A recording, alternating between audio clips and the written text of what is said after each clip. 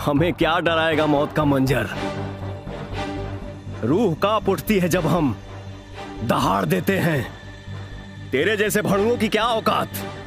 हम खेल खेल में भी शेरों के जबड़े फाड़ देते हैं।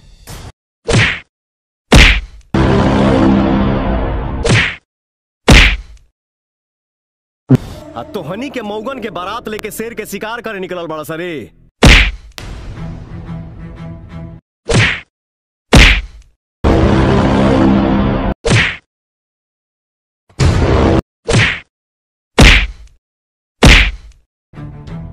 केहू के बस में नहीं खे शेर के जगावल आ पवन सिंह के सुतावल।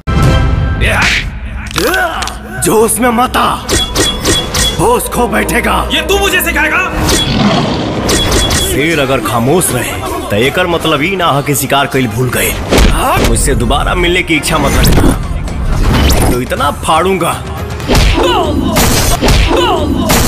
नहीं तुम्हारी मर्दों में गिनती होगी नहीं मौकों में।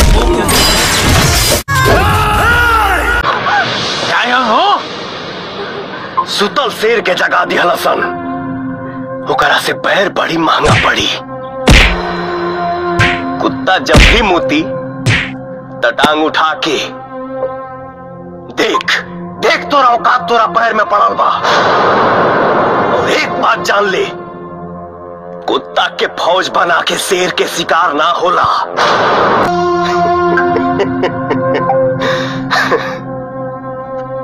जाना तारे गोलका कितनो बढ़ी ना लमका के नीचे ही रही। ठीक हमार लेकिन दिमाग अक्सर खराब हो जाता।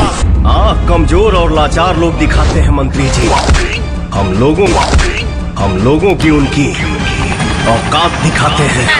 माना कि पूरा राज्य तेरे कंट्रोल में है, लेकिन बजरंगी हमेशा आउट ऑफ कंट्रोल रहता है।